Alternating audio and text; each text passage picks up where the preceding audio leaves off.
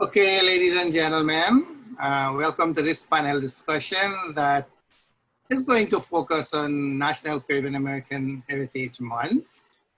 Kind of an introspective thing. And so, first of all, let me individually welcome the panelists. Bishop Johnson of Barbadian Heritage. From where, Bishop? Currently, I'm living in St. Louis, Missouri, but I'm from St. Philip's, Barbados. And tell us a little bit about yourself quickly.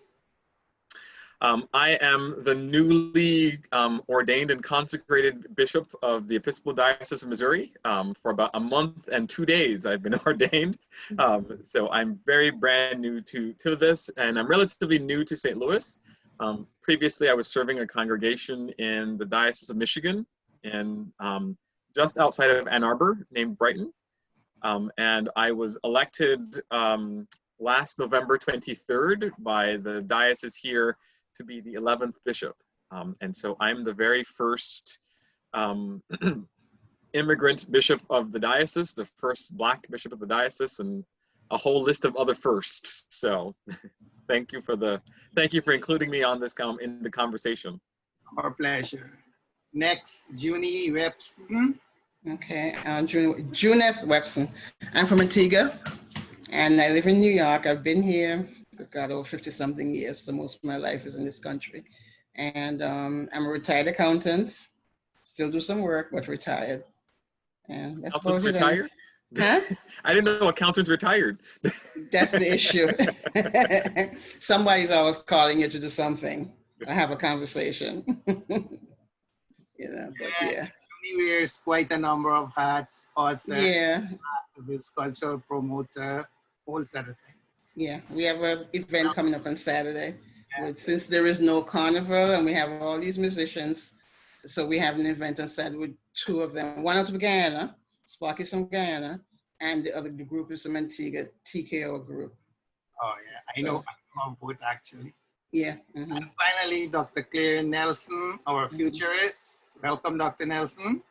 It's nice to be here to talk about a subject near and dear to my heart.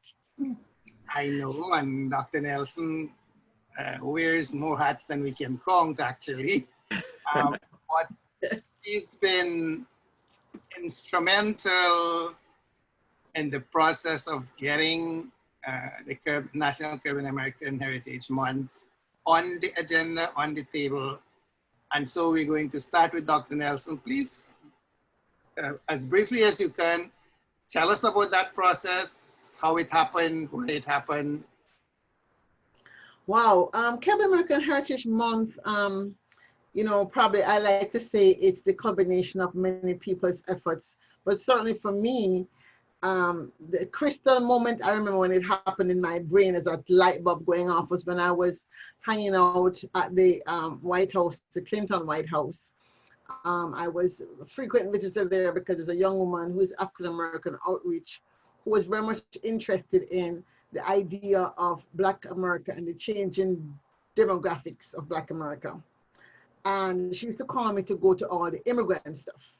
And I remember at one meeting, I went, the Hispanics were talking about some new bill or some new law they want to get passed, and she called me to come over. So I ran out of the bank. I used to work at the Inter-American Development Bank, so I can now safely say I ran out of my job, ran the 3 blocks to the White House, ran into the meeting, and heard them talking about some kind of special protection for people coming from Honduras and Central America. So of course I'm no lawyer, right? So I don't want to sound stupid.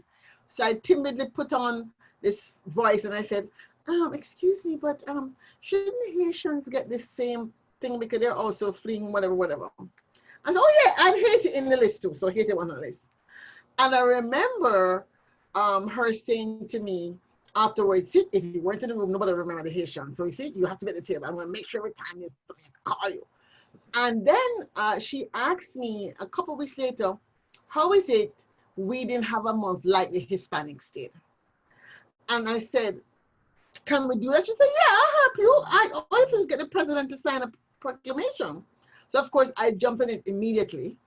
And this is probably between maybe late 1998 because by 1999, we had done our first event on the Hill, that summer of 1999. And by 1999, we had done a letter to the president to try and get the first proclamation. And that didn't go anywhere. At the same time while that was happening, a Jamaican woman in DC was trying to convince the DC Carnival people to work with her to make June Caribbean Heritage Month. I had no knowledge of this. So she called me one day and she said, oh, I'm trying to get Caribbean Heritage Month. And I said, when?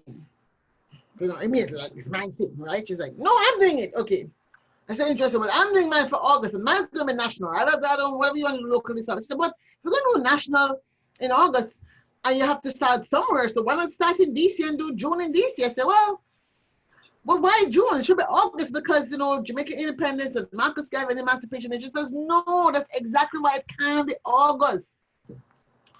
And I said, how come? I said, well, because, you know, we're going to have problems, the big islands and the small islands, and we don't want those kind of problems. So I said, you have a point there. So I switched my attention from trying to make National Caribbean American Heritage Month in August to June. And her issue was Caribbean heritage in DC, but I was focused on this idea of us as immigrants impacting the American landscape and making it more visible that our contributions were not just to come and live off of welfare and the whole public narrative about what immigrants that look like us were doing, but in fact we were contributing. And so basically we tried to create the month in a small way. That didn't work. The carnival kind of people tossed us out of their camp. And so the following year I said, okay, I'm going to try to do something different. And out of that process, that didn't work either. I had a children's event, nobody cared about that. So the third year, which is now 2001, I decided to do a DC Film Festival. DC Caribbean Film Festival, the big title, June is Caribbean American Heritage Month, right? And so it was a couple of friends of mine from the World Bank, Trans Africa Forum, and myself, and we used to use the World Bank Auditorium and IDB Auditorium and OS rooms, etc., put on this film festival. Long story short, this was now seen by a staff person in Congressman Barbara Lee's office. She says, hey, my boss wants to do something for the Caribbean people, and I think we could do a month. You want to help me out? Is it Pope Catholic? Okay, so we wrote the bill on my dining table. The rest is history. And subsequently, within a year, 2 years, it passed the House. And then we were very lucky. Senator Chuck Schumer took the House thing that had passed the House, put it on the Senate side, and by some miracle, it was attached to the bill, I think, with Arab American Heritage Month and Jewish American Heritage Month. And clearly, if one went through, the rest had to go through. So that is how on February 14, 2006, Caribbean American Heritage Month passed the Senate, and it was on to the White House. No such thing, not necessary Pan American Day. There's a gentleman from Trinidad whose name I can't remember. Every time I think about the name, I can't remember. But anyway, he was instrumental in basically harassing. He was calling the White House every single day. It was so bad that he was declared a persona non grata. John, can't remember his name, John Felix. So John was calling every day, and meantime, I was calling people, please send a letter, please call the White House, please send something. I mean, we were just constantly. But I think the ace in the hole we had was a Jamaican guy who worked in the White House as the naval attaché, right?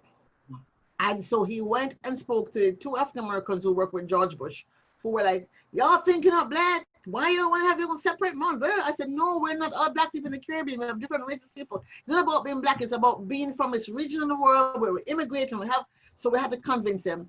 And I think because he worked in the White House as a naval attaché and had a lot of experience from the Clinton era, he knew me from back in those days, basically was able to probably support and push for it from the inside and basically got them to agree, while outside people were calling and harassing. So subsequently we hear, okay, the president has agreed to move forward. So June 5th, 2006, President Bush, George Bush, signed the first proclamation declaring June as National Caribbean American Heritage Month.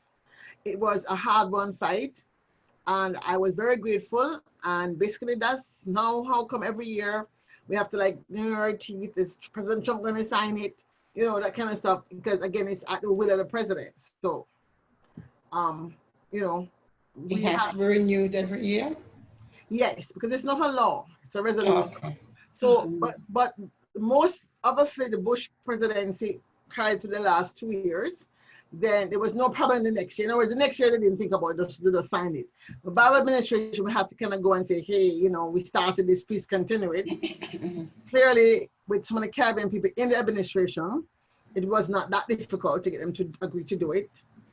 So it continued. With the Trump administration, the first year was a big struggle. It's not so difficult now, but it's still a tenterhooks. And now we kind of work with State Department to make it more like a State Department thing, so we can get more power to get it done. Because if it's just for us alone, probably would not be done. But we work very close with State Department to get the president to sign it. Yeah. Well, thank you for that short lesson in our history, sort of, because it's become a part of our history now. Yes. Before I go to our other two esteemed panelists, one more question I want to ask you. What would you say are the objectives of having a Caribbean American Heritage Month? Well, I'm glad you asked that question, and it's about our visibility, voice, and agency. I think visibility is well on its way to being there, in the sense that we're now more known as a group. In fact, the bill that was passed, or the law that was passed by Engel in 2016, 17, well, it was finished in 2016. Obama signed it, went into operation January 2017. Basically, that talks about the diaspora, the Caribbean American diaspora. We're now like a political entity. Before we were not. The bill has allowed us, Caribbean American Heritage Month allows us now to have political capital. We exist as a group. Before, we didn't exist as a group. We existed as individual important people.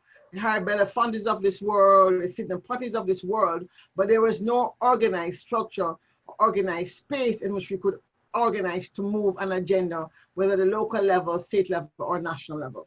And so the reason was, how do we give voice to our concerns? We've been coming here, we've been complaining, and many of us have stayed away from policy and politics. You have individuals going into politics, but the average Caribbean organization stays away from policy. Individuals might get involved in politics, but the average social club, dance club, steel pan club, carnival, they don't see policy and politics as relevant to their ability to even march on the street. That is policy and politics, right? It's about saying, I am here, I'm part of the community, and therefore funds must be made available to support our vision of what this community is.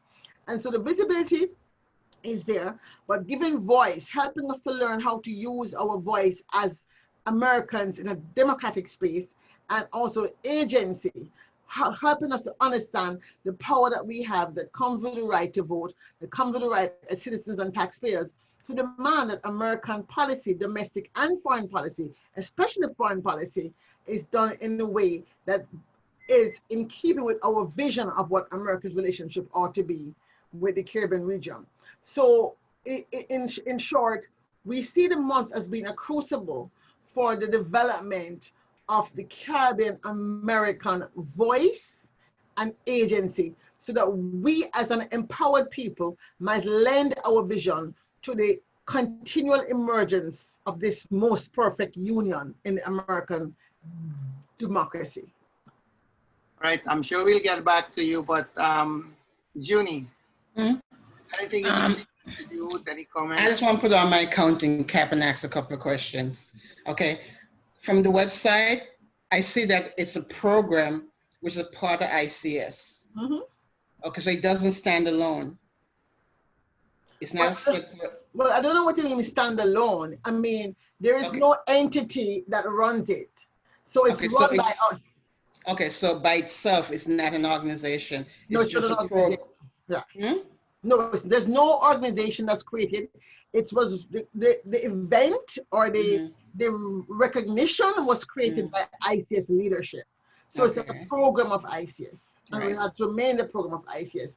And what we have done it that way because we understand very well the psychology of Caribbean people. Some people do events, they have nothing to do with us. Some people do events and have a lot to do with us. Everybody has that choice. They can do whatever they want to do, as long as it doesn't infringe on our copyright or the things that we're doing that belong to ICS and its partners? But for the Caribbean Heritage Month, if you don't get people under the umbrella, you're not going to get anything done. You have a lot of organizations that exist now. They do a lot of things more than Carnival, you know. I mean, they raise funds for the home country, they buy books for the kids, they do all this stuff. And there's no umbrella here for them to be under. Caribbean Heritage Month can be such a thing, but you need to be organized as, I see that you don't have a 501c3 status. You don't have that. Not right now. We're working with that. I see that you have a foundation though. No, that is being in development, and so we are working on that. But that's not the way we've organized the month. First of all, people who join the National Commemorative Committee, right?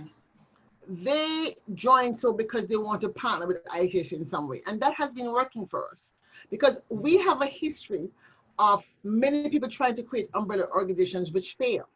People get into fights, people get into all kind of wranglings. And in fact, there was a National Coalition of Caribbean organizations which ran for about 10 years and ended up failing because of infighting. Yeah, but they have Caribbean have been around since the 30s. They still exist today in Holland. Right. But quite a few of them. But have you noticed that they're also quite small? Either the biggest one would be, like, say, the one in Hartford, right?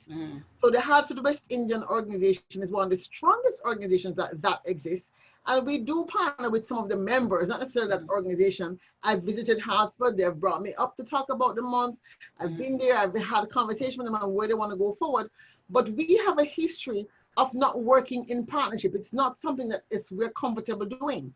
And the minute you try to organize people under anything that they don't want to be under, you get your head slapped off. I'm not about to put 27 years of my work into a situation where my head's going to be chopped off.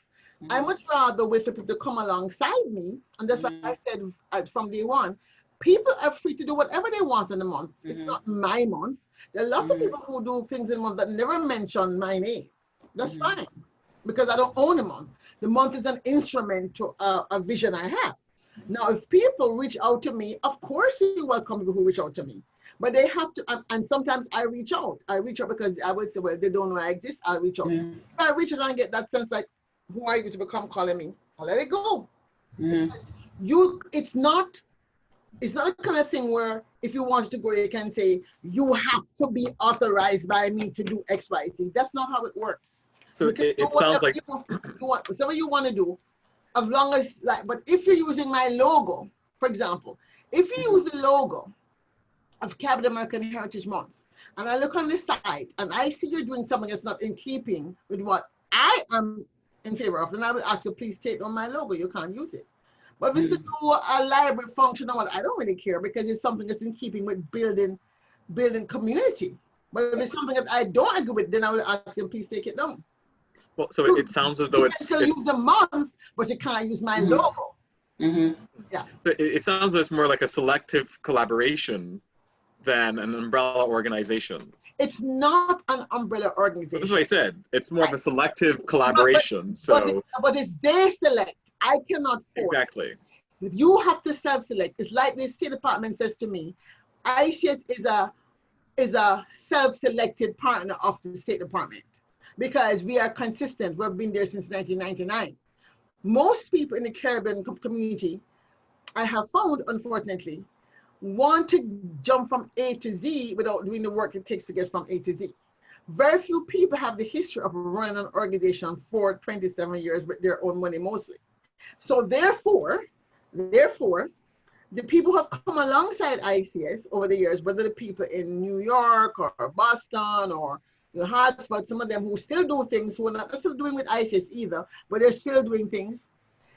That's how they see themselves. They see themselves as independent. They don't need me to function. I'm not funding them. So what's the purpose of joining hands? This year was a very different experiment.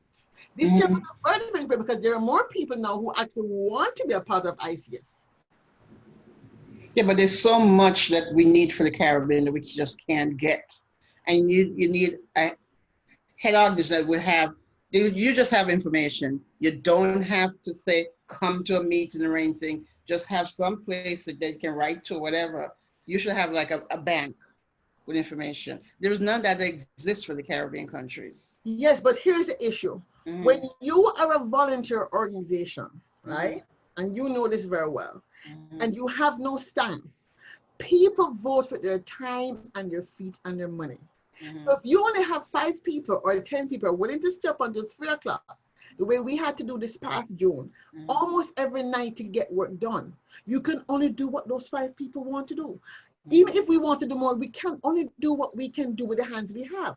So until enough Caribbean people are willing to do the work, and the Alliance of Caribbean American Leaders is about those people who see themselves as a coalition of the willing and able to get along despite what I call the warts and farts, excuse the language, that we have, then we can move along. On Saturday, for example, we had a meeting. It was an impromptu, well, it wasn't impromptu, it came up in my mind. Let's talk about the crabs in the barrel idea and to see where that takes us.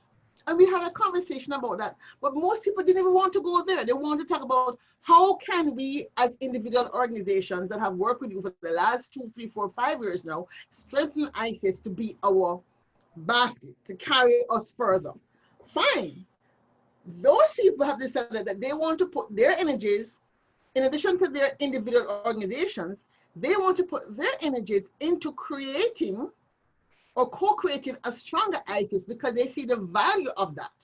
And so we had a conversation and I assigned a couple of them, okay, you want to do this? You are to go out and write down the code of ethics. You are to go and write down what is the partnership going to look like and come back to me and say, here's how we think it would work.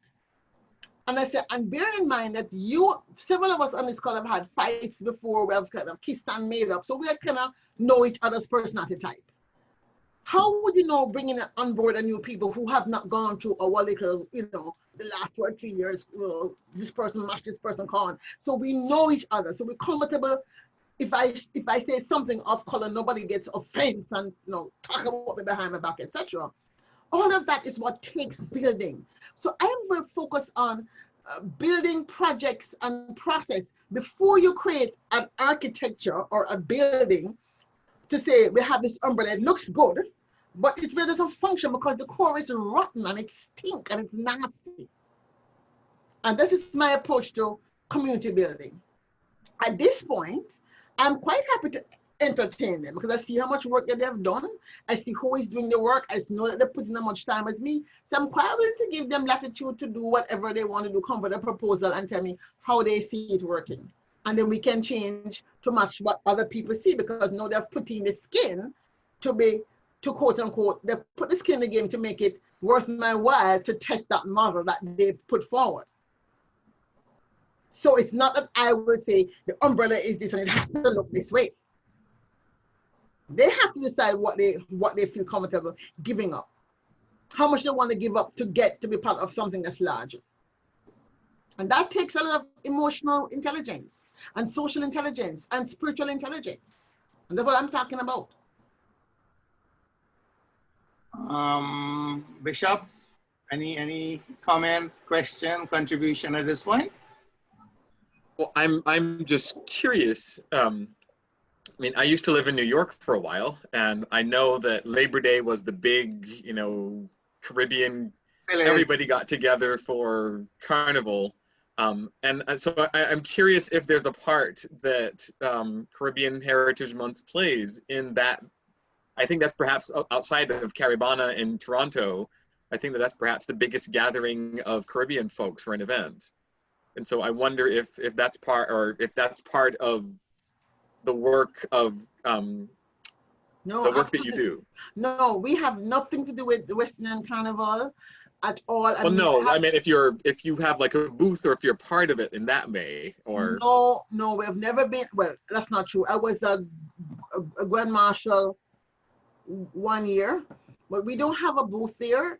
We don't have a strong. There's only 1 or 2 what I call Caribbean organizations in New York that I know about. I know about Caribbean Diaspora Foundation that was founded by Minella Fortune, but she's not been doing much recently. I actually said she was tired. I know about CACI. We have had an issue there in terms of succession planning. There's the International Consortium of Caribbean professionals, the Caribbean Women's Health Center, and I think obviously Caribbean Research Center is a part of Medgar, but then that's part of an institution. There's not many Caribbean organizations in DC. They're in New York. They're national organizations. They're special interest organizations. There's the Jamaican Alumni Association, Jamaica Constabulary Association, the Guyanese, Junction. There's all kind of subnational groups in Barbuda, but we don't seem to understand, and that's why in New York you have a lot of people, but you don't have much power. Quite frankly, the people in New York I find to be quite trifling. How can you have a city where you have so many people in elective office and you still don't have the sort of, let's say, economic vision for the communities in which you live, because you have not organized effectively a community-based structure to drive policy change? It doesn't exist. If I can jump in there, you're right in what you say about the variety of organizations. There are probably a few more Caribbean organizations than you've referenced. The thing is that there's some organizations that call themselves Caribbean, but their makeup do not reflect Caribbean. Caribbean is not a uni-ethnic or a uni-national or a unicultural region. So if you say Caribbean, one would think that to some level you'd reflect the multiplicity of the nationalities and the ethnicities and the culture. Mm-hmm. I don't know that any attempt has been made to do that in any of these organizations. So that's a problem, and insularity definitely is a problem. Insularity combined with property, what's the word? Possessive property. There's a word that I can't find right now. That people seem to want to be in control and to want to claim whatever happens as their own.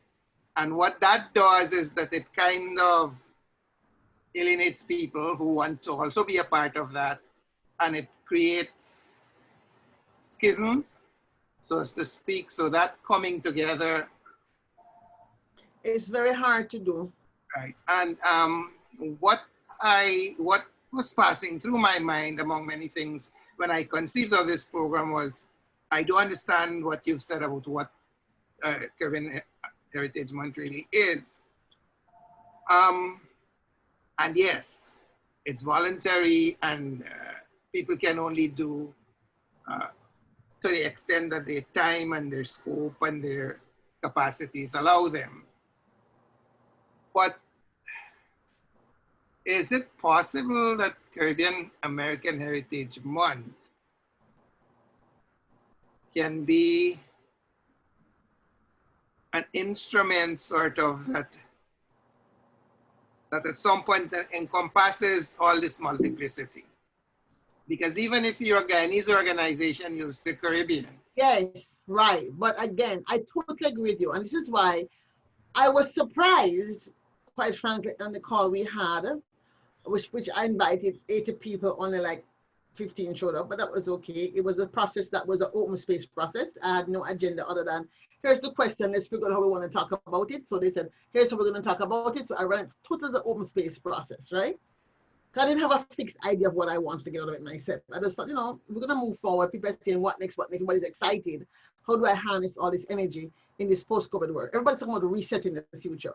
If we're talking about a future in which the Caribbean looks a certain way, the first thing we all know, all of us at this table know, that you become Caribbean when you're outside of the region. There's no Caribbean person in the Caribbean, right? Unfortunately, most people become Caribbean even in America because they have attended a university where there were a Caribbean Student Association. If most people who did not go through that Caribbean Student Association process, it's very hard for them to make the leap into becoming a Caribbean person, because they're only socialized with their own family and friends from their high schools, right? So that's the first leap of imagination. That said, on Saturday, when people started saying from Boston, well, we definitely want to make sure that we're attached to ICS. We want to make sure that we're attached to ICS. We want to make sure we're attached to ICS. Okay, fine. What does that look like as a structure? Is it a membership structure? Is it a new organization? So all of that is going to be worked out now with the people with whom I've been working for 2 or 3 or 4 years, which is exactly what I want to have happen, because they have a sense of what it takes to be together. They have a sense of what it is to have an argument, but come back to the table, not walk away from the table.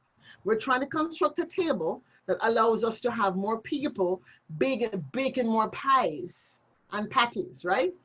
I've been trying to get, short point, case in point, I emailed so many chambers of commerce in June, right? To try and get them to come to the table. I didn't get answer from, I got answer from 2, and in the end, one of the 2 didn't show up. I emailed New York, I emailed Houston, I emailed the people in Florida, no answer. So here it is, I'm saying, okay, we have a small business problem, to come back to your point. If they just came together and just say, okay, I'm a Caribbean Chamber of Commerce for, you know, for South Florida, for New York, for Atlanta, whatever, let's come together and at least pretend that we're organized, even just to pretend, right? To say, how are we going to make this work now in some sort of coalition or alliance, even as a program, so nobody gets to give up their own sovereignty to be the big man. Because nobody wants to give up that big space. Not even to come to conversation, they answered me. So are we really ready for this level of unity? And I don't even talk about unity, I talk about harmonization of effort. So in the ICS philosophy, we talk about not first of all unity of voice, we talk about harmonization of the chorus of voices, right? That's the language we use. So we harmonize the chorus of voices that is trying to create this smart future. And nobody has to feel like their voice to be dampened or stopped out because they have aligned with ICS. Your voice is still your voice. But we harmonize. So as each person does what is their passion, because you're all volunteers anyway, we can still paint this beautiful picture. Hence why we use the imagery of a mass camp and a carnival of ideas, right? It's a carnival of ideas, and that's going to transform and make more beautiful this Caribbean future. And we're a mass camp of people ready to make these changes. And that allows people in the room to be who they are, and their organization to do what it wants, but just to do it in a way that we do it in a more harmonized way to get to a better end. And that's the philosophy that made us have a very successful program in June, where people really pulled their weight. People ran events, found speakers, participated, whatever it is that they could do at their level to make sure we had a robust month in the time of COVID. And I'm very pleased with how it turned out. We're extremely pleased. A lot of people were involved. It was very good. So these people who were involved, they came to you, you went to them. What was that process? Because well, some of them reached out to me when they found out about me, and I try and give them something to do last minute, and they did it. Some of them reached out to me and then said they couldn't, but it's too last minute. Not everybody can work like me on a dime and do things last minute. But one person reached out to me the 15th and the 30th, they were doing something, you see? So because one of my gifts is my ability to find something to do based on what you want to do and your capabilities. I'm very good at designing that. So it doesn't matter what you come to me with. I can say, you want to do that? Okay, here's how you could make it happen. What is your vision? What is your goal? And I run through my thing. What is the future you want to see? And then I can say, I coach people, do this, do that, make this phone call, do that. How many of you have to work with? The 3 of you? Okay, if it's only 3 of you, then I will scale it back to this. And well, those people... I unfortunately have to jump off of the call. I want to ask you one last question before you go. Oh, sure. Oh, well, no, that I was just letting you know I had to jump off the call. So I didn't have any more questions. I did have a comment. Yes. That I wonder if in trying to get the different islands in the Caribbean together, if looking more at West Indian might be a better bridge in some places. I mean, I love Caribbean Heritage Month. I think that's a wonderful opportunity for all of us.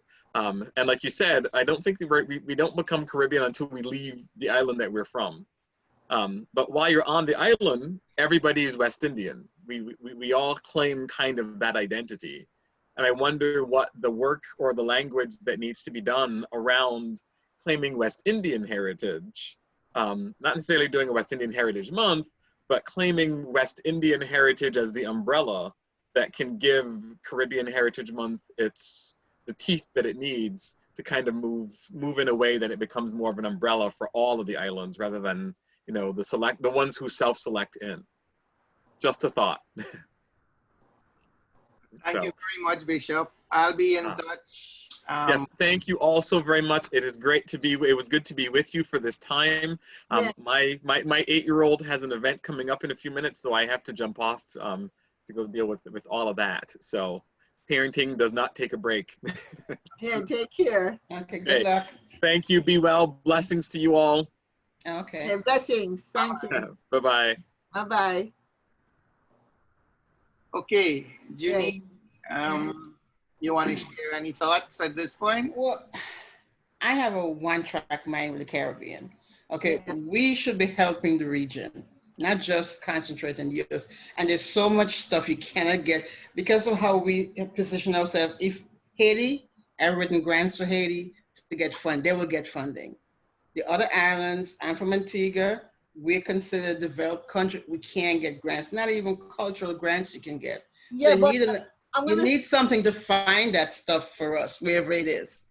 Right, but so here's that issue. Here's the issue. Here's the issue, right? My experience in terms of that has been that the traditional, if we're talking about here in America, right? The traditional, let's say, foundations that work with new immigrants do not see Caribbean immigrants as new immigrants, right? So there is no specific funding for the Caribbean community, except maybe in New York. No, because we don't push ourselves to do it. Right. So had the Caribbean community in New York come together the way they could have with the money, right? They could have been getting much more than they're getting now. Yeah, well, they're not getting anything now. Right. So it means that somebody in New York has to say, hey, let us either build on what one group that already exists. So whether it's ICCP exists, I'm speaking with them now actually about how can we strengthen them since they already exist. So we're not to start a new organization. Because as we begin to, we are going to be partnering with Caribbean Research Center at Medgar Evers to do some work on the ground. Because we're not the phase having basically created a month and with this COVID crisis, we really have to get more people to move from this mindset of, well, I don't know politics, and understand that policy and being an educated citizen is not the same as politics. Yeah, it's not politics, because I was a controller for a firm and mostly Spanish people. And anything's going on UN, they walk into my office and says, we're gone. Okay, good. Okay. Yeah. So the question is, what can you, Junie, or do based on your experience? Do you want to say, go to Amina and say, hey, Amina, you already have this organization. Let me just join up with you and help you rebuild it, because she's just tired of trying to fight by herself, quite frankly, right? Remember how when you start something and you are the president and you have to be the cook and the bucket washer, trust me, I know what it is. I've been there for that, right? Yeah. But maybe somebody like yourself going alongside her and say, okay, what do you want to do with this thing? You have it here, you don't do much. Do you want help? I'm willing to, join your board and say, hey, right? If she said, no, I don't want to do that's one. Or you can go to ICCP. They're looking for new people as well. They're based in New York. ICCP is the International Consortium of Caribbean Professionals. Yes, okay, they're focused more so on professional development, so that doesn't suit what you want to do. What you want to do fits more what ICS does, right? But then, unless you want to form your own organization, it's okay, I'm going to form the Antigua Development Community Organization, one option, or I'm going to go ahead and start my own Caribbean organization in New York, or I'm not going to join the organization, I'm just going to join ICS, then that's your choice. Right. But you would have to decide what is the best for your vision of yourself. Do you see yourself as starting a new organization, or do you want to join ICS? Or if not ICS, join a New York organization, build that New York organization to have more power locally, so you can do stuff both locally as well as what we do nationally. Because we don't do anything locally in DC. We barely, we do something, but only because we have to, just because we live here and nobody else to do it. But it's not my focus. My focus is development of the Caribbean region. Yeah, well, that's what I'm always looking at. So when I go and federal government website, there's nothing there for the Caribbean. You can find for Israel, for every place else, very few grants, even cultural grants.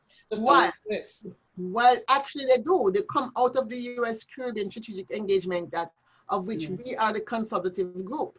So our consultative group, the people who are writing the document right now are not necessarily people who are in ICS. They're just people who have, some of them are in ICS, yes, but some of them are not. Some of them are just like, okay, I want to be a part of this, but I'm in my own group. That's no problem, because the drafting committee will list all the organizations that lent a person to draft the document.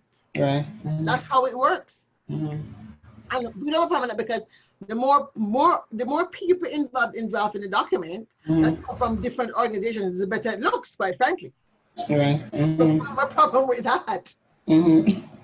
Yeah, because we need, you know, like when I go to, we don't, what should I say? We don't preserve anything in the region. Very few things we preserve. And you need something to say to them, okay, we can't. But think about it. Most organizations are still in a charity level of giving. So part of what the people that work with me now, because I'm a development expert, they understand development. It's taken years to get them to come out of that habit. So when I say smart Caribbean, everybody's, and I'm probably going to do a workshop with them. What does sustainable systems mean? What does meaningful metrics mean? What does agility and adaptability mean? What does resilience mean? What does transformative technology mean? Until they can recite it in their sleep. So that whether I'm in the room or not, you cannot change the system at the level of which I am trying to change the system unless we have 150 people that are basically marching out to do what they can do and what their heart calls for them to do.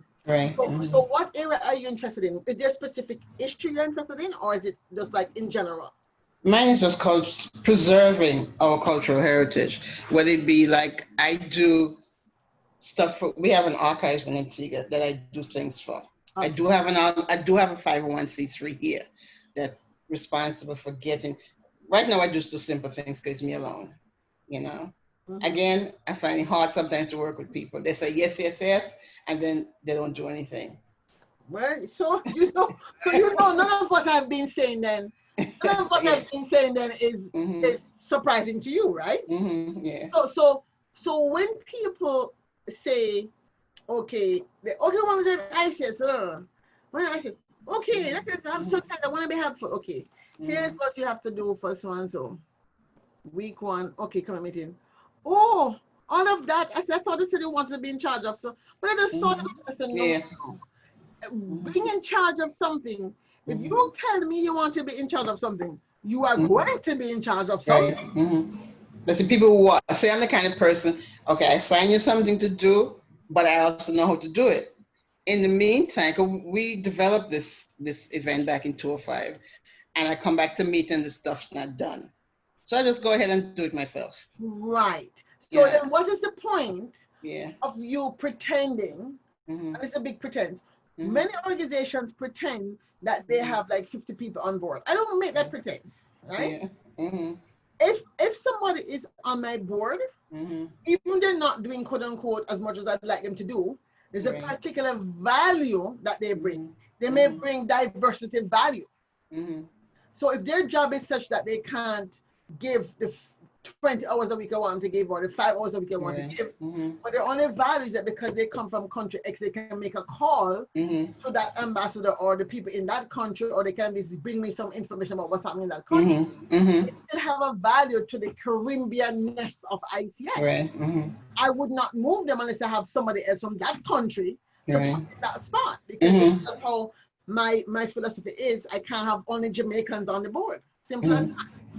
So even if more people from Jamaica want to join the board, I can't put them on the board. They become totally unwieldy. It's not going to have enough of a balance. So they can be involved, but they can't be on the board. So if you're trying to build something that is an umbrella organization, I can tell you the last umbrella organization experiment failed. Now, they may have failed for different reasons, but I think they failed in part because it was more about having power than doing the work. If I can jump in there, share a model we have in the Caribbean Voice, which started off, what, in the early 1990s. Mhm. We weren't sure where we were going. We did a bunch of things. Junie was involved with us at some point in time. But we kind of coalesced around a focus, which was mental health, with specific reference to suicide and abuse prevention. And we've been able to build an organization where right now we have a registered group in Guyana. We're in the process of registering a group in Trinidad and Tobago. We've already started exploring registration in Jamaica and in Barbados. We walked through a surrogate in St. Vincent. We're in the process of doing the same in St. Lucia. And we have the main body registered here in the United States. Mhm. And we've got like a group of counselors who do the counseling. We've got a group of people involved in the music and entertainment world who do the fundraising. We've got the administrators who sort of administrate, for want of a better word. We've got a group of people who handle the social media work that needs to be done. We've got foot soldiers and so on. So people work to the extent that they're able to give time and efforts and so on. And they do different things and it's kind of working out. There can never be perfection. And some people will always try to do the minimum. Some people will do more than they're expected, but it's working out. And Dr. Nelson had mentioned that most organizations are charity. We actually raise our funds ourselves. Only now we're beginning to access funds from international organizations. We operate on 5 pillars: research and information dissemination, and we've done primary research through surveys and polls. And we have one person who heads our research department as well. We do lobbying, intense lobbying. Our lobbying in Guyana has, in fact, some significant achievements. We walk through a process of building collaboration. For example, to mark Suicide Prevention Month every year, which is a day, which is September 10th. We have organizations across Guyana, Trinidad, to a lesser extent Jamaica and elsewhere, even some organizations here that plan their own individual candlelight vigils. We coordinate everything. We have a page on our website where we post the collages and stuff like that, a lot more different things. The thing is that when we were attempting to kind of build a base here, it was rather difficult because there were no Caribbean-based entities that you could reach out to find common grounds to sort of build that base that was necessary. And again, I don't know how possible it is, but it would be great if maybe there can be some mechanism under the motif of Caribbean American Heritage Month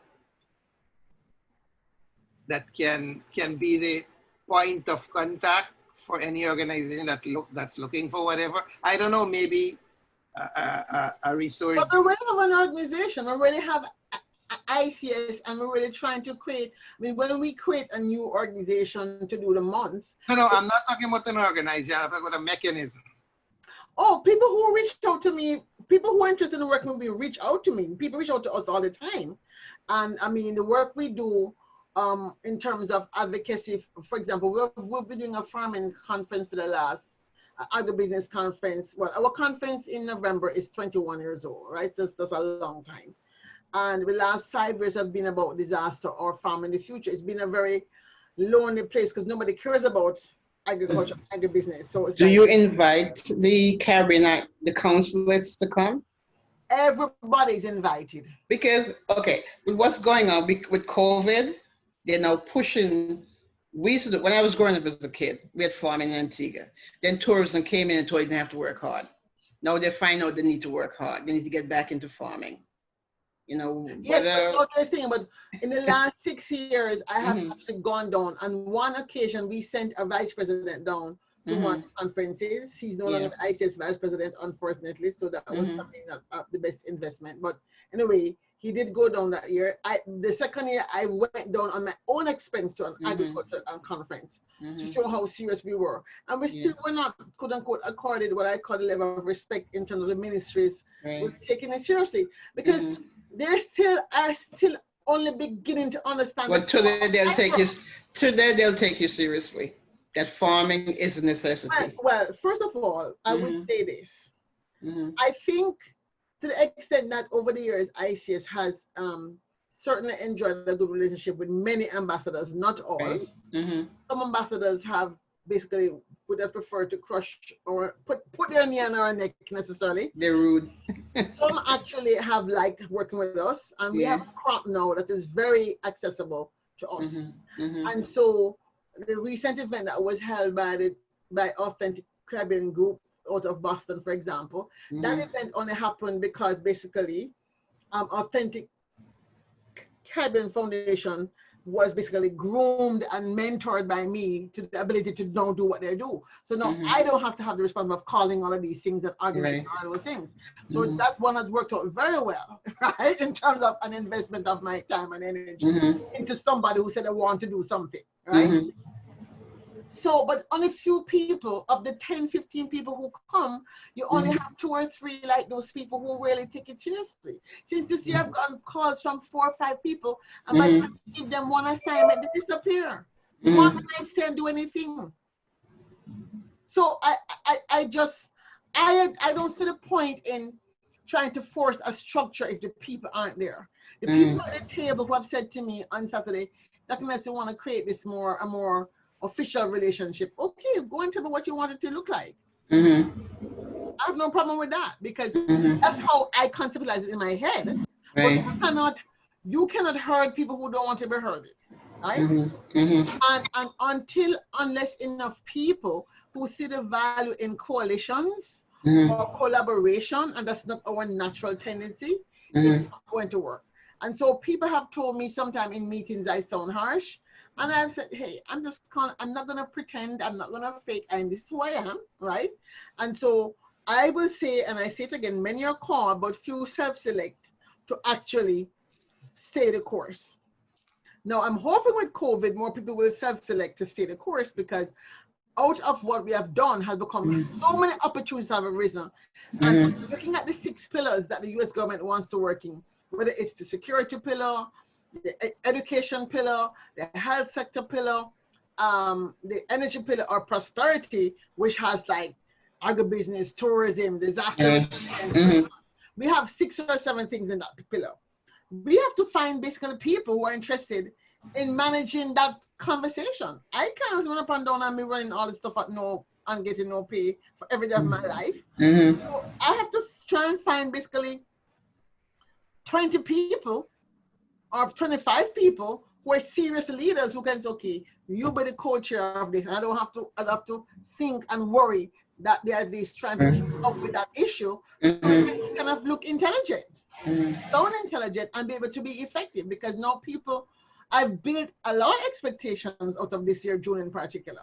The question is, everybody says that I definitely want to be involved. Now I'm emailing people saying, hey, and the colleges want to be involved.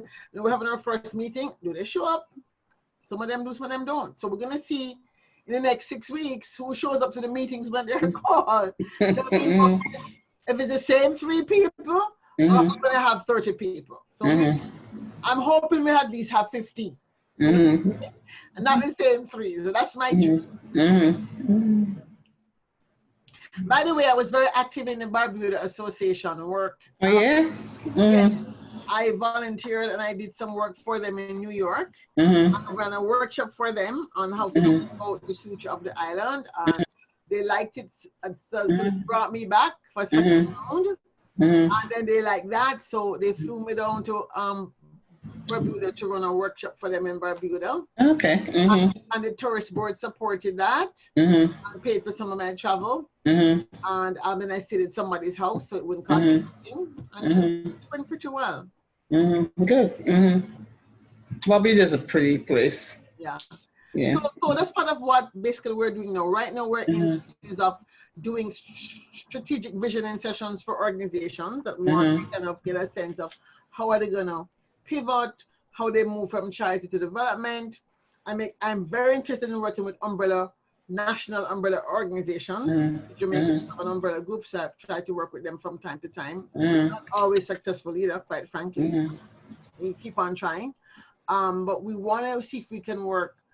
Some of the ambassadors have reached out to me and said to them, anytime you want me to come and run a workshop on what the diaspora role should be, how the diaspora sees itself, how can they improve on what they're doing, I'm happy to do that. And that's something, that's my passion. So I'm happy to do that. I feel like if I can get enough national umbrella groups going, we may be actually eventually able to get a Caribbean umbrella group work. Right. We don't have a national group umbrella. Very hard even to do a Caribbean umbrella group. So for the time being, I don't see any near term, like say umbrella organization being founded. I just don't see it. And being successful and lasting beyond the fibers of the ego of the people who start. Yeah, okay. That's what I mean by so we won't have anything like a Hispanic Federation because we worked with them when the hurricanes a couple of years ago. No, we won't have nothing like that. This group that is trying to get with ICS, they might come up with, I've suggested to them, they think about something, how this Caribbean American Heritage Month Foundation would work, because that would be close to a federation, quote unquote. Right. And if they can come up with a way that we can do a trial maybe for 2, 3, 4 years and work with the kinks.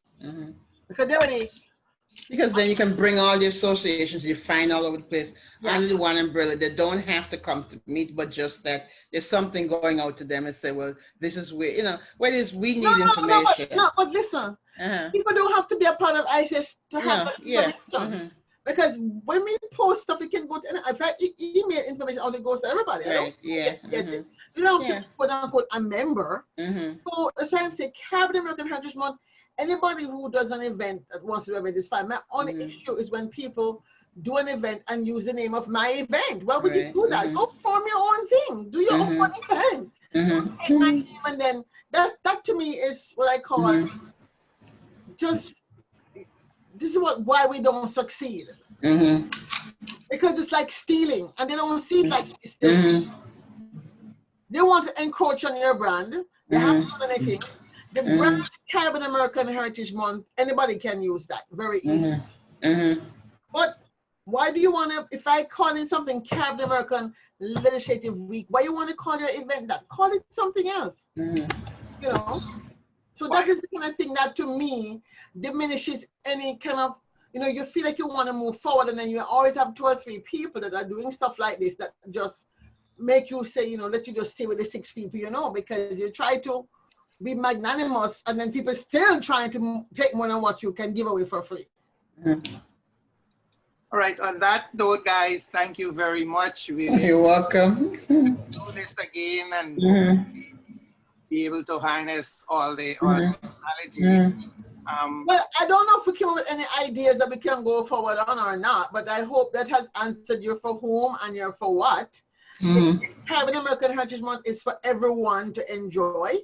It's for everyone to tell our story, to create the public narrative about the contributions of Caribbean people to this great United States of America, and also to organize ourselves to become a political and policy force so we can advocate more effectively with the state, local, and federal governments to effect change to improve our lives both here in America and at home in the region. That's really what it's for. This is the problem. People see the name and they don't know. And that's something that needs to be rectified. Well, I don't know, June, if you're volunteering to be a part of it or not, or Anna is volunteering to be a part of it. Are you too busy? Right now, I can be a part of it. We'll talk about that. Yeah, we'll talk about that. having this conversation because you want the volunteers to be a part Well, of no, I just want to know what y'all do. In 2006, I think we did an event, and I called trying to fit the event under your schedule in June, because I thought y'all had a schedule and that you would list what everybody's doing wherever they are under this event, and they told me, oh, we don't do that.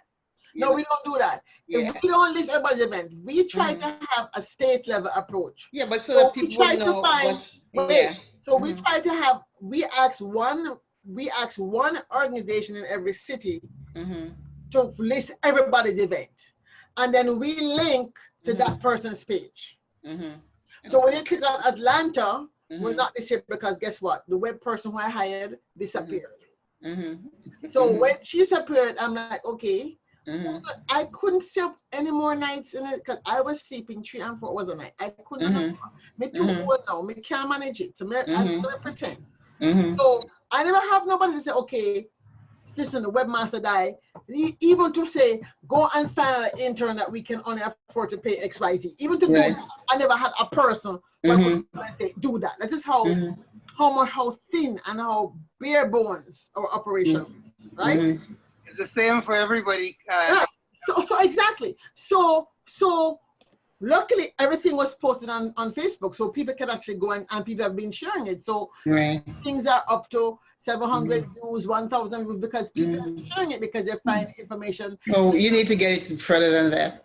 Right? But it means that more people who are leaders in their own right have to decide, okay, we like what ICS is doing. We can put up with Claire Nelson's attitude and tone of voice, and therefore we're willing to join ICS at some level. That's what it boils down to. The people who put up with me is because they love the passion, they love the instrument, the energy. They love the instrument of ICS, and they see that their being there makes them feel satisfied. Because typically I ask them, the first thing I ask is, what do you want to do?